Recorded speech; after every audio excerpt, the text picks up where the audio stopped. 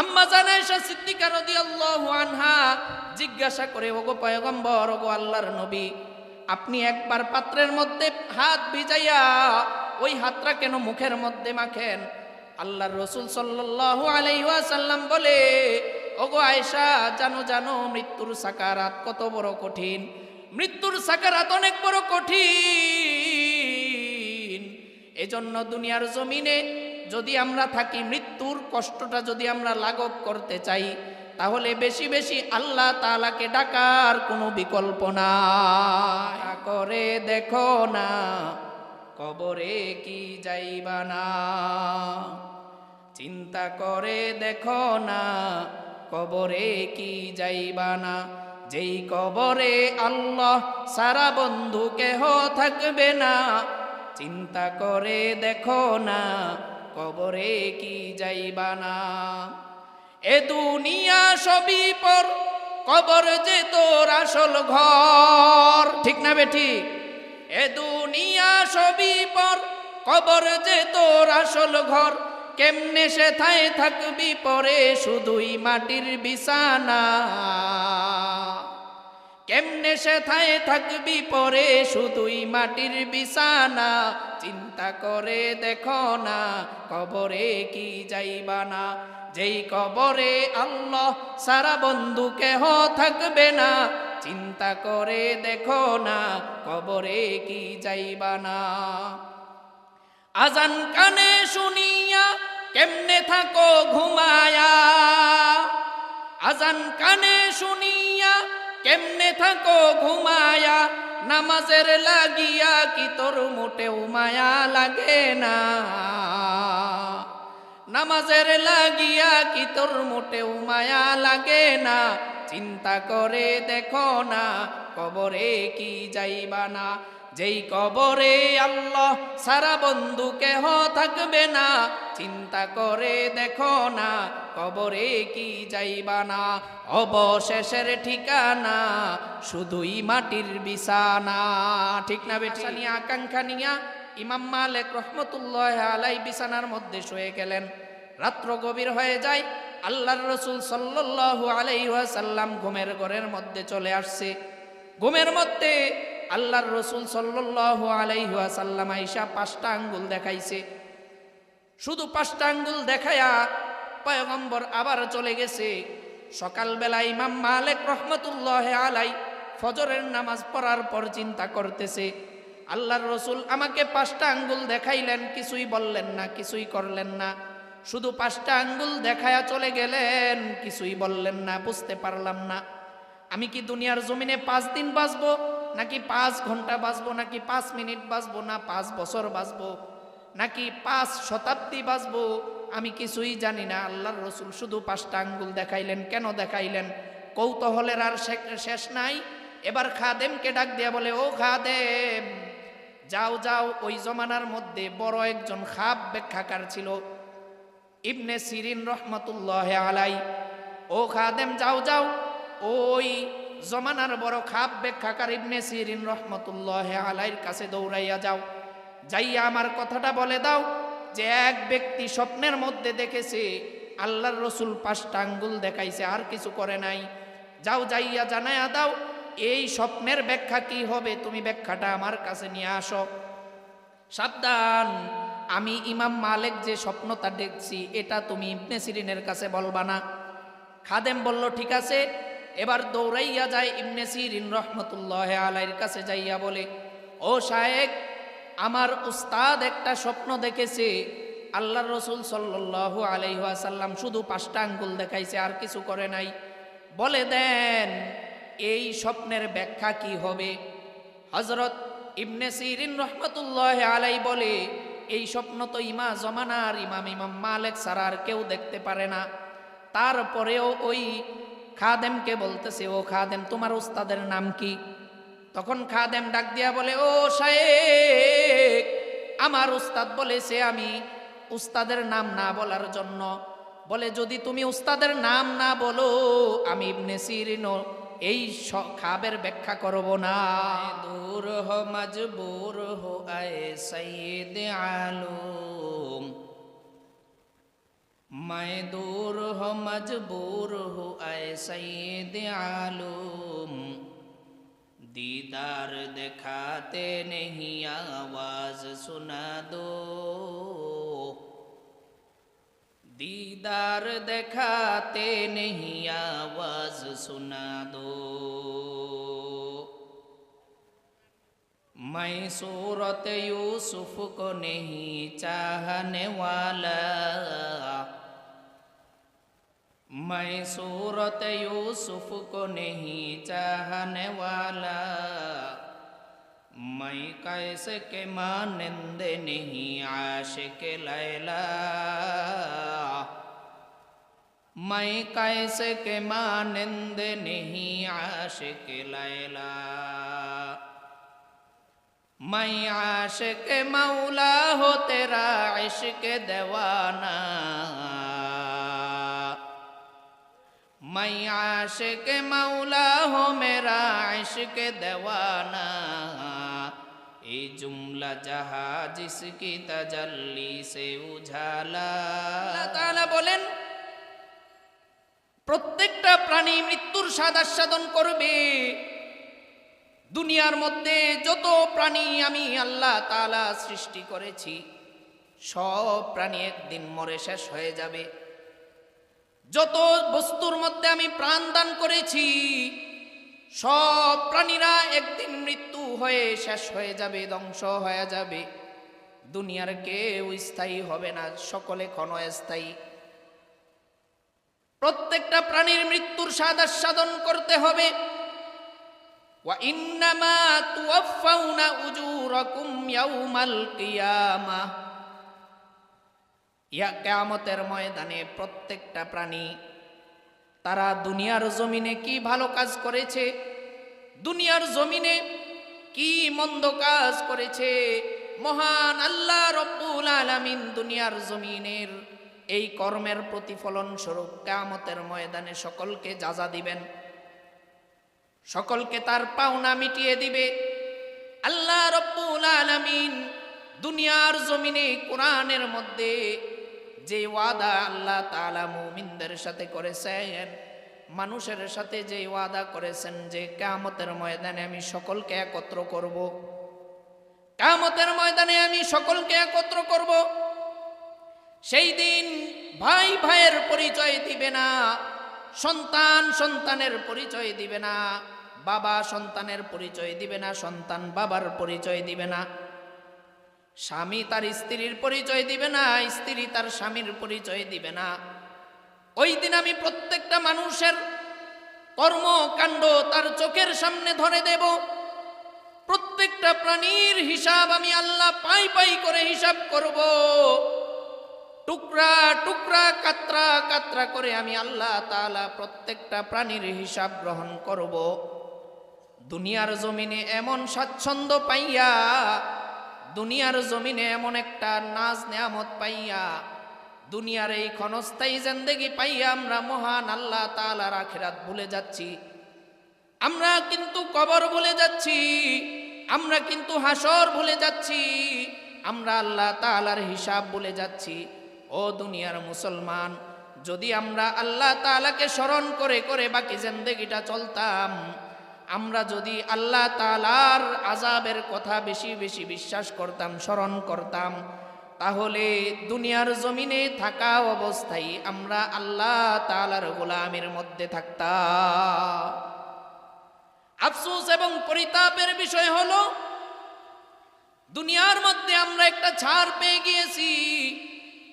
অন্যান্য নবীদের সময় তারা যখন গুনাহের মধ্যে লিপ্ত হয়ে যাইত, তারা যখন অতিমাত্রা সীমালঙ্ঘন করে ফেলত, মহান আল্লাহ রব্বুল আলামিন আকাশ থেকে আযাব বর্ষণ করে ওই জনপদকে, ওই বসতিকে ধ্বংস করে দিত। কিন্তু আল্লাহর রাসূল সাল্লাল্লাহু আলাইহি ওয়াসাল্লাম তিনি আমরা উম্মতে মুহাম্মদের জন্য দোয়া করেছেন, ওগো আল্লাহ, অন্যান্য নবীদের মতো আমার উম্মতকে তুমি ধ্বংস করবা না, নগদ আযাব দিয়া তাদেরকে ধ্বংস করে দিবা না, কেননা আমার উম্মত বড় দুর্বল, আমার উম্মত অনেক বেশি দুর্বল, কারণ আমার উম্মতের সময় কোনো নবী থাকবে না। এই উম্মত অনেক বড় দুর্বল, অল্পতেই ঈমান নষ্ট করে ফেলবে। ওগো আল্লাহ, তুমি আমার উম্মতকে আকাশ থেকে ডাইরেক্ট আযাব দিয়া কোনোদিন ধ্বংস করে দিবা না। রসুলের এই দুয়ার কারণে মহান আল্লাহ রব্বুল আলামিন আমাদেরকে আজ পর্যন্ত বড় কোনো আযাব দ্বারা ধ্বংস করে দেয় নাই। এজন্য এই ছাড়টা পেয়ে আমরা দুনিয়ার জমিনে নিজের মন চাহি জিন্দেগি লালন করেছি, রব চাহি জিন্দেগি বাদ দিয়া। মহান আল্লাহ বললেন, ওয়া ইন্নামা তুওয়াফাউনা উজুরাকুম ইয়াউমাল কিয়ামা, তোমরা কিয়ামতের ময়দানে প্রত্যেকটা প্রাণীর উত্তম যাজা অথবা নিকৃষ্ট যাজা তোমরা কিয়ামতের ময়দানে পেয়ে যাবে। ফামান যুহজিহা আনিন নার, যেই ব্যক্তির জন্য জাহান্নাম থেকে বের করে দেয়া হলো, যেই ব্যক্তির জন্য কিয়ামতের ময়দানে ফয়সালা হয়ে গেল যে তুমি জান্নাতি। ওয়া উদখিলাল জান্নাহ, যেই ব্যক্তিকে জান্নাতের মধ্যে প্রবেশ করানো হলো, ফাকদ ফাজ, সেই হলো সফল কাম। চিল্লায়া বলেন সুবহানাল্লাহ। সেই হলো সফল কাম, যে ব্যক্তি জাহান্নাম থেকে মুক্তি পেয়ে গেল এবং জান্নাতের মধ্যে ঢুকে গেল, ওই ব্যক্তিটাই হলো চিরন্তন সফল কাম। চিল্লায়া বলেন ঠিক না বেঠিক? ওই ব্যক্তি চিরন্তন সফল কাম। ওয়ামাল হায়াতুদ দুনিয়া ইল্লা মাতাউল গুরুর, মহান আল্লাহ রব্বুল আলামিন বলতেছেন, দুনিয়াটা হলো একটা ধোঁকার জায়গা। এই দুনিয়ার মধ্যে যা কিছু দেখতেছ কোনো কিছুই আসল না। স্বপ্নের ঘরে, ঘুমের ঘরে যখন আমরা স্বপ্নে দেখি, ঘুমের ঘরে যখন আমরা স্বপ্নে দেখি, বাস্তবে তার রূপ নেয় কি নেয় না? নেয় না। স্বপ্নের মধ্যে যা দেখি তা বাস্তবে কোনোদিন ঘটে না। মহান আল্লাহ বলেন, এই দুনিয়াটা হলো একটা স্বপ্নের মতো। ওয়ামাল হায়াতুদ দুনিয়া ইল্লা মাতাউল গুরুর, দুনিয়াটা হলো একটা স্বপ্নের মতো। দুনিয়া আজ আছে কাল থাকবে না, টাকা পয়সা আজ আছে কাল থাকবে না, বাড়ি গাড়ি আজ আছে কাল থাকবে না। তোমার ধন দৌলত, টাকা পয়সা, ব্যাংক ব্যালেন্স, বাড়ি গাড়ি, নারী, কোনো কিছুই দুনিয়াতে স্থায়ী হবে না। কিন্তু এমন একটা দিন আসবে, তোমার এই কর্মকাণ্ডের কারণে কিয়ামতের ময়দানে তোমার ধরা খায়া যাইতে হবে। ঠিক না বেটি? দুনিয়ার জমিনে আমল করা লাগবে কি লাগবে না? দুনিয়াতে অবশ্যই আমল করতে হবে, না হয় কবরে জায়গা হবে না।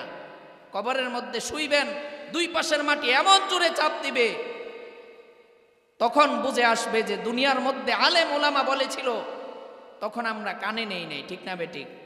চিন্তা করে দেখো না, কবরে কি যাইবা না। চিন্তা করে দেখো না, কবরে কি যাইবা না। যেই কবরে আল্লাহ সারা বন্ধু কেহ থাকবে না। চিন্তা করে দেখো না, কবরে কি যাইবা না।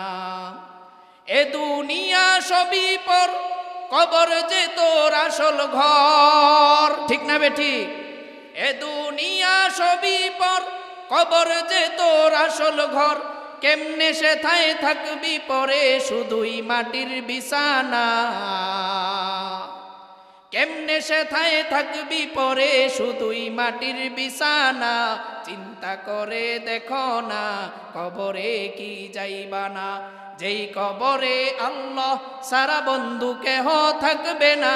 চিন্তা করে দেখো না, কবরে কি যাইবা না। আজান কানে শুনিয়া কেমনে থাকো ঘুমায়া। আজান কানে শুনিয়া কেমনে থাকো ঘুমায়া। নামাজের লাগিয়া কি তোর মোটেও মায়া লাগে না। নামাজের লাগিয়া কি তোর মোটেও মায়া লাগে না। চিন্তা করে দেখো না, কবরে কি যাইবা না। যেই কবরে আল্লাহ সারা বন্ধু কেহ থাকবে না, চিন্তা করে দেখো না কবরে কি যাইবা না, অবশেষের ঠিকানা শুধুই মাটির বিছানা। ঠিক না বে ঠিক? কেউ পাটি নিয়ে যাইতারবেন? যাইতারতেন না। এজন্য দুনিয়ায় থাকতে বেশি বেশি আমল করার দরকার আছে না নাই? অবশ্যই আছে। আল্লাহ তাআলা বলতেছেন প্রত্যেকটা প্রাণী মৃত্যুর স্বাদ আস্বাদন করবে। আল্লাহ তাআলা কোরআনের মধ্যে বলে মৃত্যুর সাকারাত এমন বড় কঠিন, এমন বড় ভয়ঙ্কর জিনিস। মৃত্যুর সাকারাত প্রত্যেকটা মানুষের হয়। এমনকি রাসূলে আরবি সাল্লাল্লাহু আলাইহি ওয়াসাল্লাম, যিনি আল্লাহর হাবিব, যিনি রহমাতাল লিল আলামিন, ওই নবীর পর্যন্ত মৃত্যুর সাকারাত হয়েছে। ভাইরা আমার, বন্ধুরা আমার, মৃত্যুর সাকারাত প্রত্যেকটা মানুষের হবে। পয়গম্বরে আলাবি সাল্লাল্লাহু আলাইহি ওয়াসাল্লামের মৃত্যুর সাকারাত শুরু হয়ে গেছে। আম্মা জান আয়েশা সিদ্দিকা রাদিয়াল্লাহু আনহার কোলের মধ্যে আল্লাহর রাসূল সাল্লাল্লাহু আলাইহি ওয়াসাল্লামের মাথাটা রাখা, পাশের মধ্যে একটা পাত্রের মধ্যে ঠান্ডা পানি রাখা। আল্লাহর হাবিব সাল্লাল্লাহু আলাইহি ওয়াসাল্লাম একবার পাত্রের মধ্যে হাত রাখে, আরেকবার মুখের মধ্যে মাখে, আরেকবার হাত রাখে, ওই পানিগুলা মুখের মধ্যে মাখে। আম্মা জান আয়েশা সিদ্দিকা রাদিয়াল্লাহু আনহা জিজ্ঞাসা করে, ওগো পয়গম্বর, ওগো আল্লাহর নবী, আপনি একবার পাত্রের মধ্যে হাত ভিজাইয়া ওই হাতটা কেন মুখের মধ্যে মাখেন? আল্লাহর রাসূল সাল্লাল্লাহু আলাইহি ওয়াসাল্লাম বলে, ওগো আয়েশা, জানো জানো মৃত্যুর সাকারাত কত বড় কঠিন। মৃত্যুর সাকারাত অনেক বড় কঠিন। এজন্য দুনিয়ার জমিনে যদি আমরা থাকি, মৃত্যুর কষ্টটা যদি আমরা লাঘব করতে চাই, তাহলে বেশি বেশি আল্লাহ তাআলাকে ডাকার কোনো বিকল্প নাই।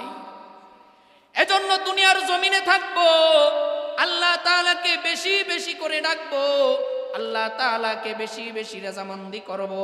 আল্লাহ তাআলাকে খুশি করে করে যদি আমরা দুনিয়ার জমিনে চলতে পারি, তাহলে দুনিয়ার মধ্যেও লাভ, আখিরাতের মধ্যেও লাভ। চিল্লায়া বলেন ঠিক না বেঠিক? প্রত্যেকটা মানুষের যখন মৃত্যুর সাকারাত শুরু হয়ে যায়, কেউ মৃত্যু থেকে পালাতে পারে না। সুদৃঢ় দুর্গের ভিতরেও যদি অবস্থান করো, সেখানেও মৃত্যু আছে না নাই? আল্লাহ কোরআনে বলতেছেন, আইনামা তাকুনু ইউদরিকুমুল মাউত ওয়ালাউ কুনতুম ফি বুরুজিম মুশাইয়াদা। মৃত্যু থেকে তোমরা যেখানেই পালাও, সুদৃঢ় দুর্গের ভিতরেও যদি তোমরা মৃত্যু থেকে পালায়ন করো, ওই জায়গায়ও আল্লাহর ফেরেশতা আজরাইল উপস্থিত হয়ে যাবে। সুদৃঢ় দুর্গের ভিতরেও মরণ থেকে যতই পালাও, মরণ তোমায় লইবে গিরি। যদিও সুদূর আকাশ পানে লুকাও, সেথায় লাগায় সিঁড়ি। নদীরে পার ভাঙে ও পার করে, এই তো নদীর খেলা। সকাল বেলার ধনী রে তুই ফকির সন্ধ্যা বেলা। মৌত থেকে কেউ পালাতে পারবে না। আল্লাহ তাআলা বলতেছেন, যদি তোমরা সুদৃঢ় দুর্গের ভিতরেও প্রবেশ করো, যেই দুর্গের মধ্যে নাই জানালা নাই দরজা, যেই দুর্গের ভিতরে একটা পিঁপড়া পর্যন্ত ঢুকতে পারে না, ওই দুর্গের মধ্যেও যদি তোমরা প্রবেশ করো, সেখানেও মৃত্যু আছে না নাই? সেখানেও মৃত্যু আছে। যদি সমুদ্রের মধ্যে ডুব দাও, সমুদ্রের তলদেশে যাইয়াও যদি পালায়া থাকো, সেখানেও মৃত্যু আছে না নাই? যদি তোমরা আকাশের মধ্যে সিঁড়ি লাগায়া পালাও, সেখানেও আল্লাহর মৃত্যু উপস্থিত হয়ে যাবে। এই জন্য দুনিয়ায় থাকতে বেশি বেশি ভালো কাজ করো, মৃত্যুর পরবর্তী জীবন আসান হয়ে যাবে। আল্লাহ তাআলা বলতেছেন, কুল ইন্নাল মাউতাল্লাযী তাফিররুনা মিনহু ফাইন্নাহু মুলাকীকুম সুম্মা তুরাদ্দুনা ইলা আলিমিল গায়বি ওয়াশ শাহাদা ফায়ুনাব্বিউকুম বিমা কুনতুম তা'মালুন। হে নবী, আপনি বলে দিন, নিশ্চয়ই মাউত, কুল ইন্নাল মাউত, নিশ্চয় মাউত। আল্লাযী তাফিররুনা মিনহু, যার থেকে তোমরা পালায়ন করো, মুলাকিকুম, সে কিন্তু তোমাদের সাথে সাক্ষাৎ করবে। এই মৃত্যু নামক পেয়ালাটা তোমার সব প্রত্যেকটা প্রাণী আস্বাদন করবে। এই মৃত্যুর পেয়ালা প্রত্যেকটা প্রাণী আস্বাদন করবে। প্রত্যেকটা মানুষ কেউ চায় না যে আমি এখন মৃত্যুবরণ করে যাই, বরং দুনিয়ার মধ্যে দুনিয়ার যত সায়েন্টিস্ট, যত বড় বড় বড় বড় বিজ্ঞানীরা আছে, সকলে মিলে সকলের প্রচেষ্টায় তারা বেশি বেশি প্রচেষ্টা করতেছে কিভাবে মৃত্যু থেকে বাঁচা যায়, কিভাবে আমার জিন্দেগিটা লম্বা হয়ে যায়, কিভাবে আমার জিন্দেগিটা বড় বড় হয়ে যায়, হায়াত লম্বা হয়ে যায়। আফসোস এবং পরিতাপের বিষয় হলো তারা জানে না যে আল্লাহ তাআলা প্রত্যেকটা প্রাণীকে সৃষ্টি করেছেন তাকে মৃত্যু দেওয়ার জন্য। ঠিক না বেঠিক? মৃত্যু তো দিবেই, কিন্তু তারা যদি এখন না, কিয়ামত পর্যন্ত যদি তারা চেষ্টা করে যায়, তাদের চেষ্টা বিফল হয়ে যাবে। কেউ মৃত্যু থেকে পলায়ন করতে পারবে না, কেউ মৃত্যু থেকে বেঁচে থাকতে পারবে না। প্রত্যেকটা প্রাণীকেই মৃত্যুর স্বাদ আস্বাদন করতে হবে। ইমাম মালিক রাহমাতুল্লাহি আলাইহি, চারজন বড় বড় ইমামের এক ইমাম, ইমাম মালিক রাহমাতুল্লাহি আলাইহির অন্তরের মধ্যে আসলো, মদিনার মধ্যে থাকে, যুবক অবস্থায় মদিনার মক্কায় যাইয়া হজ করে আসছে, বৃদ্ধ বয়স হয়ে গেছে, বার্ধক্য তার জীবনের মধ্যে চেপে বসেছে। তার মনের একটা আশা হলো যে আমি মদিনার মধ্যে মৃত্যুবরণ করব। আল্লাহর রাসূল সাল্লাল্লাহু আলাইহি ওয়াসাল্লামের রওজার পাশে দর্স দিতে দিতে, হাদিসের দর্স দিতে দিতে আমি মৃত্যুবরণ করব। আল্লাহর এই বান্দা চিন্তা করলেন, কিভাবে আমি জানতে পারি যে আমার হায়াতটা কতটুকু আছে? যদি একটু আল্লাহ তাআলা আমাকে বলে দিতেন তাহলে আমার জন্য বড় সহজ হয়ে যাইত, আমি মদিনার মধ্যে মৃত্যুবরণ করতে পারতাম।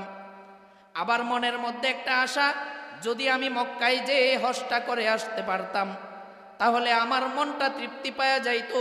বহুদিন হয় হজের জন্য মক্কায় যাই না। আল্লাহর বান্দা ইমাম মালিক রাহমাতুল্লাহি আলাইহি মনে মনে চিন্তা করতেছে, হজ যদি করতে যাই তাহলে হয়তো আমার মৃত্যু ওখানে হয়ে যাবে। আমার মন হলো মদিনায় মরা, আমার ইচ্ছা হলো মদিনায় মরব। যদি আমি মক্কায় যাই, যদি মক্কায় মৃত্যুবরণ হয়ে যায় তাহলে আমার আশা পূরণ হবে না।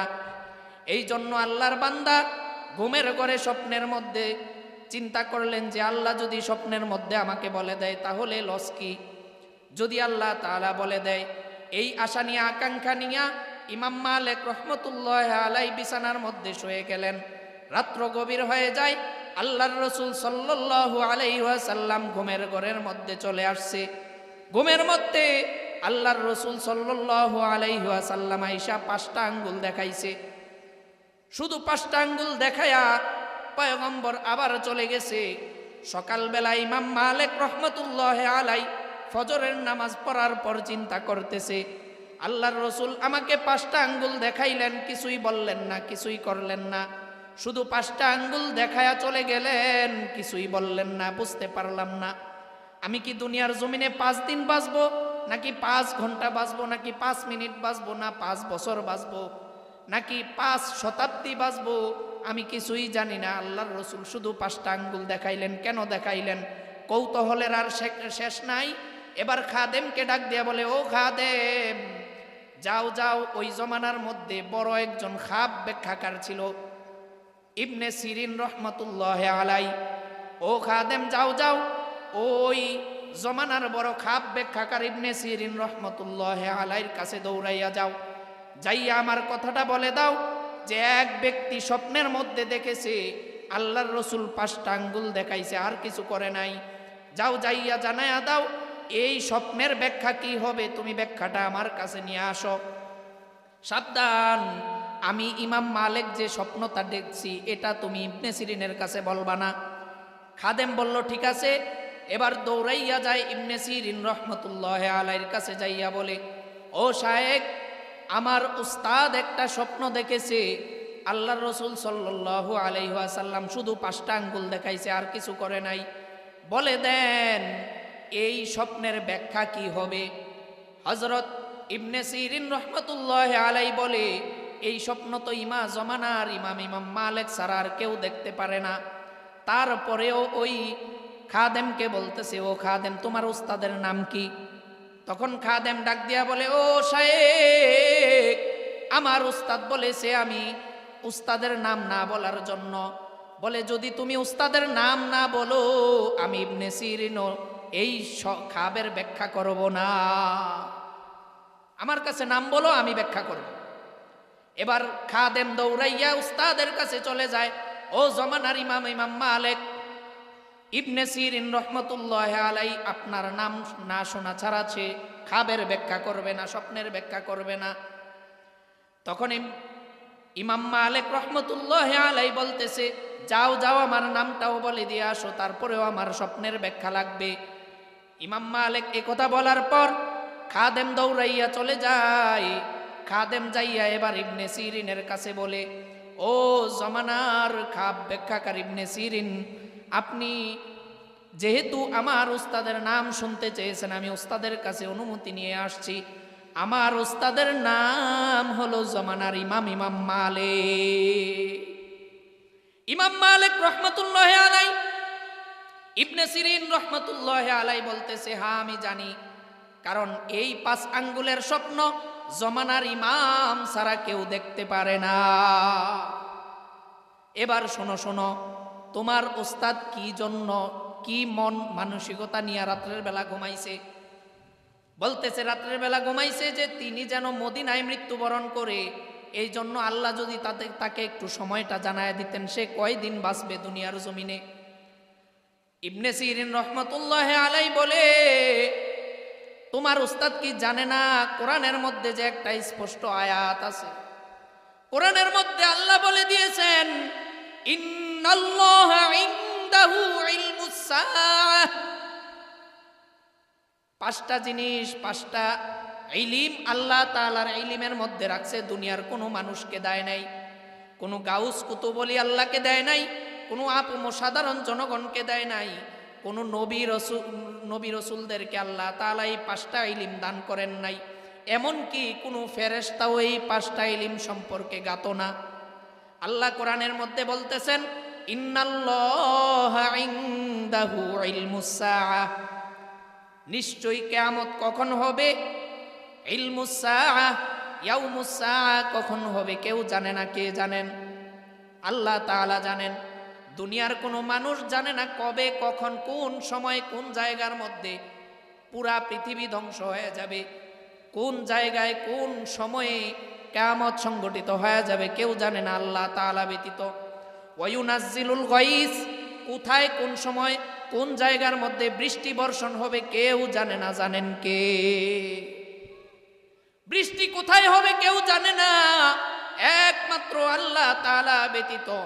কোনো ফেরেশতাও জানে না, এমনকি বৃষ্টি বর্ষণ করার জন্য যেই ফেরেশতাকে আল্লাহ তাআলা নিযুক্ত করে রাখলেন, সেও জানে না কোথায় কখন বৃষ্টি বর্ষণ করবে। আল্লাহ তাআলা যখন তাকে অর্ডার দেয়, ও আমার ফেরেশতা উমুক এলাকার মধ্যে আমার বান্দার বৃষ্টির প্রয়োজন, যাও যাও উমুক এলাকায় যাইয়া বৃষ্টি নাজিল করো। এবার ফেরেশতারা হাকায়া হাকায়া ওই বৃষ্টিগুলোকে ওই এলাকার মধ্যে জমা করিয়া বৃষ্টি বর্ষণ করিয়া দেয় আল্লাহর হুকুমে। ওয়ায়ালামু মা ফিল আরহাম, পেটের মধ্যে কি আছে, নারীর গর্ভের মধ্যে কি সন্তান আছে কেউ জানে না। কে জানে? আল্লাহ তাআলা জানে। নারীর পেটের মধ্যে কোন সন্তান আছে, ছেলে হবে না মেয়ে হবে, কেউ জানে না আল্লাহ তাআলা ব্যতীত। ওয়ামা তাদরি নাফসুম মাযা তাকসিবু গাদা, কোন ব্যক্তি আগামীকাল কি খাবে কেউ জানে না আল্লাহ তাআলা ব্যতীত। ওয়ামা তাদরি নাফসুম বিআইয়ি আরদিন তামুত, কে কখন কোথায় মৃত্যুবরণ করবে কেউ জানে না আল্লাহ তাআলা ব্যতীত। ও ইমাম মালিকের খাদেম, যাইয়া তোমার উস্তাদ ইমাম মালিককে জানায়া দাও, এখন কেন কিয়ামত পর্যন্ত যদি সে চিন্তা করতে থাকে আর আল্লাহ তাআলাকে বলতে থাকে, আল্লাহ আমার মৃত্যুর দিনটা সম্পর্কে জানায়া দেন। ইমাম মালিককে জানায়া দাও, কিয়ামত হয়ে যাবে, তখন পর্যন্ত তার মৃত্যু কবে হবে জানতে পারবে না। এটা তো একমাত্র আল্লাহ তাআলার ইলমে থাকে, এটা কোনো বান্দাকে আল্লাহ তাআলা দান করে নাই। এজন্য কে কখন কোথায় মৃত্যুবরণ করব, কিভাবে মৃত্যুবরণ করব কেউ জানি না। দুনিয়ায় থাকবো আল্লাহ তাআলার রেজামন্দি করে চলবো, আর সর্বদা চিন্তা করব যে এখনই হয়তো আমার মৃত্যুটা হয়ে যাবে। এজন্য দুনিয়ায় থাকতেই আমাদের বেশি বেশি মৃত্যুর স্মরণ আছে না, দরকার লাগবে কি লাগবে না? অবশ্যই লাগবে। মৃত্যুর স্মরণ ছাড়া আপনার গুনাহ হয়ে যাবে, অবাধে গুনাহ হয়ে যাবে, চিন্তার বাহিরে গুনাহ হয়ে যাবে। ঠিক না বেঠিক? গুনাহ থেকে বাঁচার জন্য মৃত্যুর স্মরণের বিকল্প নাই। দেখেন পাশের কবরস্থান, আজকে কবরবাসীর উদ্যোগে মাহফিল। জিজ্ঞাসা করেন, তোমরা তো দুনিয়ার জমিনে অনেক চলেছ, দম্ভ করে চলেছ, অহংকার করে চলেছ, তাকাব্বুরি বড়াইও করেছ, ইবাদতও করেছ, বন্দেগীও করেছ, সব করেছ। আজকে তোমাদের এই বাহাদুরি, এই সব কিছু, এত বাড়ি গাড়ি নারী, কই এগুলা? দেখেন কোনো উত্তর আসবে না। আসবে একটাই, যে আমি যেই জায়গায় আছি তোমাদেরও সেই জায়গায় আসতে হবে। আমি যেরকম ভাবে একসময় আমার নাম দাম সুনাম সুখ্যাতি সব কিছু ছিল, তোমাদেরও আছে, কিন্তু একদিন এমন একটা দিন আসবে তোমার নাম নেওয়ার মতো মানুষ দুনিয়ার জমিনে খুঁজে পাবা না। আরে দুনিয়ার মানুষ তো সব স্বার্থপর। আপনার বাবা আপনার স্বার্থপর, আপনার যে সন্তান আপনি লেলে পেলে বড় করছেন, ফুলিয়ে ফাপিয়ে বড় করছেন, ওই সন্তানও আপনার জন্য স্বার্থপরই করবে। কিয়ামতের ময়দানে বলবে দুনিয়ার জমিনে আমার বাবা ছিল না। দুনিয়ার মধ্যেই থাকতে দেখেন না, যখন আপনি মৃত্যুবরণ করেন কেউ রেখে দেয়? রাখে না। দুনিয়ার জমিনে মরতে দেরি হয়, বলে যে কাফনের কাপড় নিয়ে আয়। কেউ বাঁশঝাড়ে যায় বাঁশ কাটতে, কেউ গুরুস্থানে যায় গর্ত করতে আপনাকে দিয়ে আসার জন্য। কারণ মৃত্যু হয়ে গেছে মানে আপনার নামটা হয়ে গেছে লাশ, আপনাকে ওই কবরে দিয়ে আসবে। সুতরাং দুনিয়ায় থাকা অবস্থায় নামাজ রোজা বন্দেগীর বিকল্প আছে? নাই। এজন্য দুনিয়ায় থাকতে হলে নামাজ রোজা বন্দেগী করি। 60 বৎসর 70 বৎসর যদি আল্লাহর গোলামি করি, অনন্ত অসীম কাল আল্লাহ তাআলা জান্নাতের সুসংবাদ রেখেছেন। চিল্লায়া বলেন সুবহানাল্লাহ। আল্লাহ পাক আমাদেরকে তৌফিক দান করেন, জোরে বলেন আমিন। আল্লাহ তাআলা আমাদেরকে যতদিন হায়াতে বেঁচে থাকবো মৃত্যুর স্মরণ নিয়ে বেঁচে থাকার তৌফিক দান করেন।